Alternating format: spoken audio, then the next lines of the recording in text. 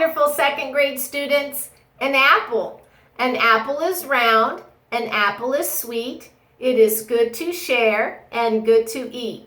For when I cut my apple in two, there is apple for me and apple for you. And if you look carefully, you can see the star. And inside the star, there are seeds. There is a famous man known as Johnny Appleseed, who I will be reading about today, and his real name was John Chapman. Read that last name with me, Chapman. If I look at the P and the M, those are consonants, and if we divide this word Chapman in between the P and the M, the two consonants, we have chap, man, Chapman. And as I'm reading this wonderful story, I want you to think about the main topic, and the main topic is what the story is about. So you're probably thinking, I already know what it's about, but enjoy the story and be listening. Let's begin. John Chapman, planter and pioneer. A young nation. John Chapman was just a little boy in Massachusetts colony in 1776. What a great time to be alive! A new nation had just been born. It was the United States of America. Every day that new nation grew bigger. New settlers came to America and stayed. New towns sprang up and grew. John was growing too, right along with his nation. One morning he took a long walk. John liked wild places.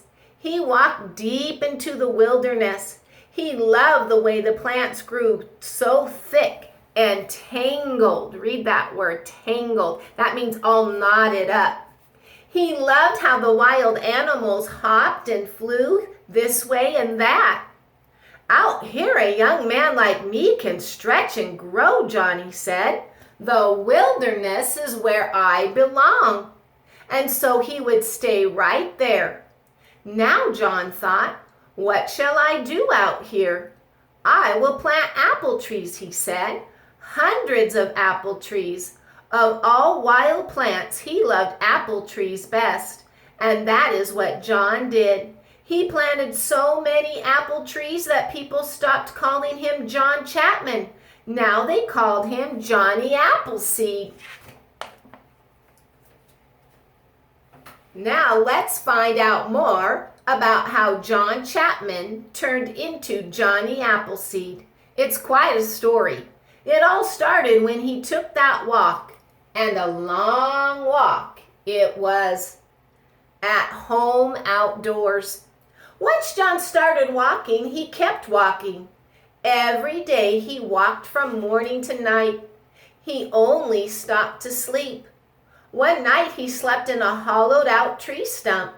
The next night it was in a pile of leaves. All the day and night, summer, fall, winter, and spring, John lived outdoors. Was John homeless? He was not. John was always at home. With all those plants and animals, he was never alone. The whole outdoors was his home. He loved sleeping with the moon and stars above and a fire to warm him. And for food, well, he had lots of wild fruit and vegetables. John would not go hungry. Sometimes John had visitors.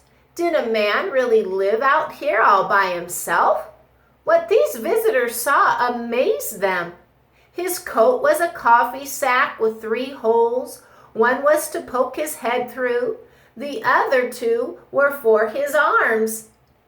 The night was cold, but John's feet were bare. He said shoes hurt his feet. He was better off without them. He poked around the fire with a stick. He rolled out some steaming potatoes and onions for dinner. In a little nest of leaves, he had handfuls of blueberries and nuts for dessert. He had water from a nearby stream in a tin pot that he sometimes used for a hat. "Welcome to my home," he said. "This is how I live in my wilderness. The wilderness is my home." From apples to Appleseed. John lived on the frontier. Most of the land to the west of where John had been born was wild. Out here, everybody loved apple cider. That was the juice squeezed out of apples. And no wonder. Besides water, there was hardly anything else to drink out on the wild frontier. So John went to one of the places where cider was made. It was called a cider mill. Horses pulled big stone wheels over the apples and out came the juice. Then the workers threw the seeds away. Apple seeds are where apples come from. Plant an apple seed, wait a long while. What do you get? With sun and rain, you get an apple tree. Plant 100 seeds, and what do you get? 100 trees. So John collected hundreds of seeds. Now he could plant those apple trees. But where would he plant them? John thought a while. Of course he would plant them in the wild. No one had settled there yet. But they would one day. Sure, there were dangers out there. There were venomous snakes and wild wolves, but that wouldn't stop the settlers. They were looking for new places to build houses and start a new life. They needed open places to plant fruit and vegetables and raise cows and horses. Apple trees were always a welcome sight. If he could find the right spots to plant his trees, people would come to those places, and the new nation would grow. So John went out looking. When he found a good place, he dug holes and placed an apple seed in each one. Then he pushed the dirt back into the hole with his bare foot. After a long day of planting many apple seeds, John slept beneath the moon and stars. Say beneath. Beneath means under. The next day he walked on, looking for more good spots to plant his seeds. He planted them along rivers and streams. He planted them in places where people would like to live. He planted hundreds of seeds, thousands. Soon people stopped calling him John. Now they called him by his new name, Johnny Appleseed. A simple life. Later on, Johnny returned to see how his plants were doing. He made fences from brush and fallen logs to keep wild animals away.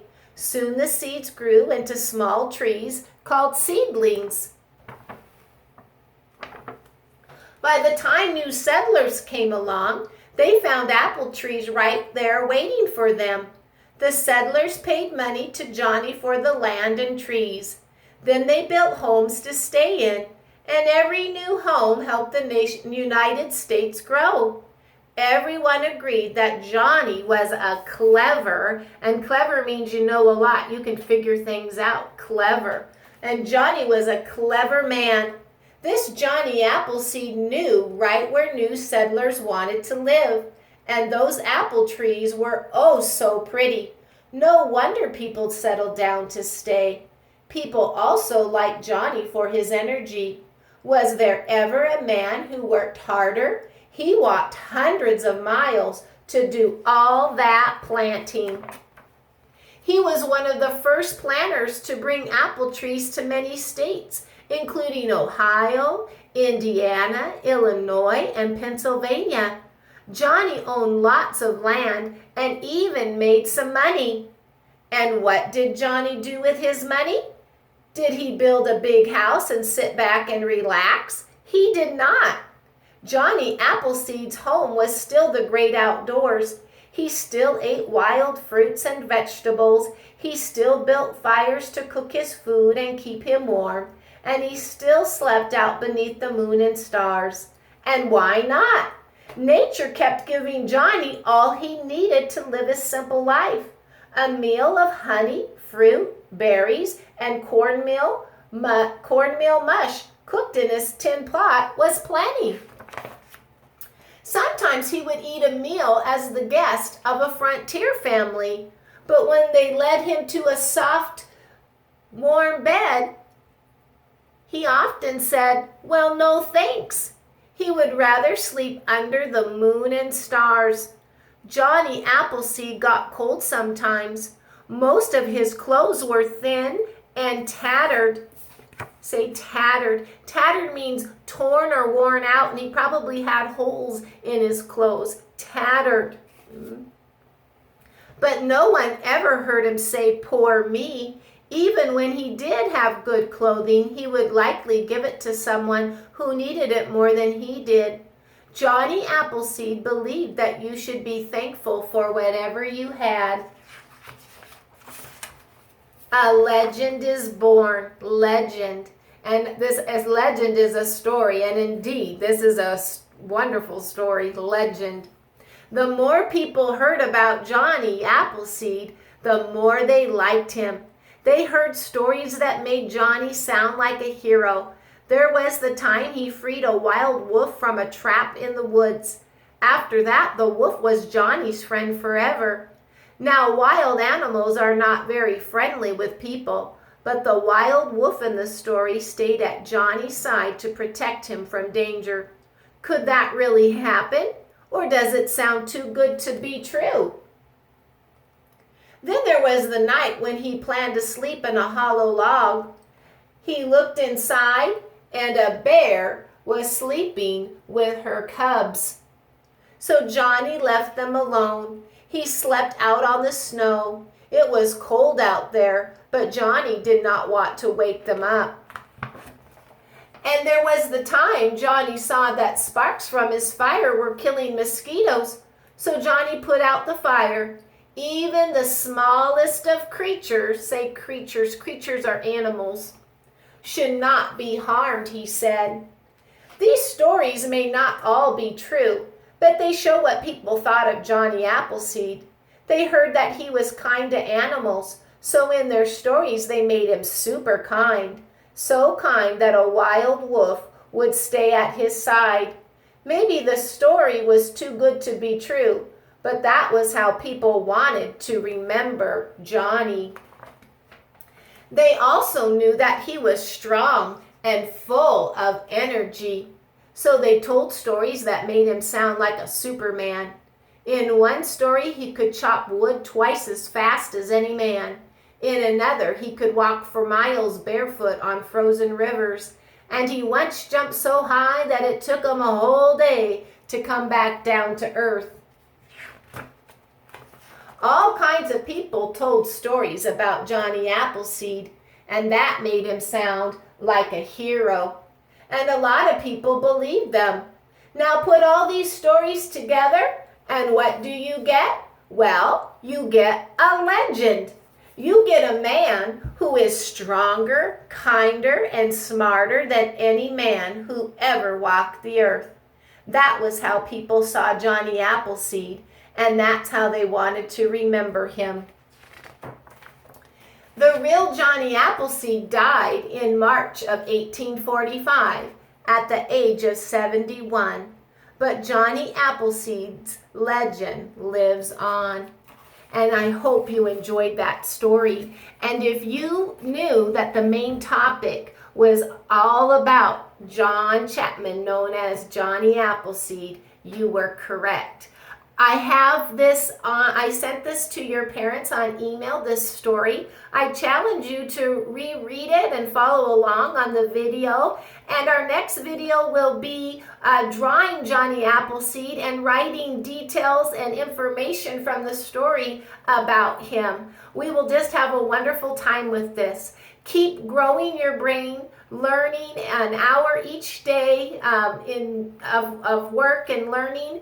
And know that reading is power, and I will see you at the next lesson. Have a wonderful day. I miss you. Bye-bye.